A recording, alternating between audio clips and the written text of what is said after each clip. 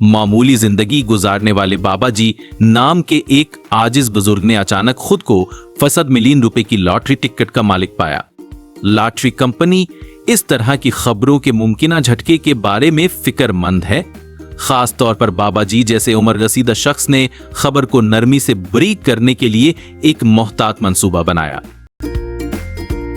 उन्होंने एक हकीम और फसीह शेख की मदद ली। शेख अपने परसकून रोये और कायल करने की सलाहियतों के लिए मशहूर थे, जिसकी वजह से वो इस नाजुक काम के लिए बेहतरीन उम्मीदवार थे। बाबा जी के पास आकर शेख ने गुफ्तगू शुरू की। बाबा जी, फर्जी तौर पर बोले, अगर आप 25 मिलियन रुपए की लॉटरी जीत गए तो आप क्या करेंगे? उसने नरमी से पूछा।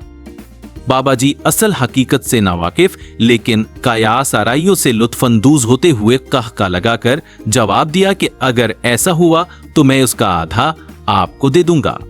बाबा जी की सखावत से हैरान और बेहद मुतासिर शेख का दिल गैर मुतवक्का खुशी से फूल गया। इस बुजुर्ग की सरासर मेहरबानी बहुत ज्यादा थी और एक उलमनाक मोड़ में शेख अपने जज्बात पर काबू ना रख सके और गर पड़े और वही इंतकाल कर गए।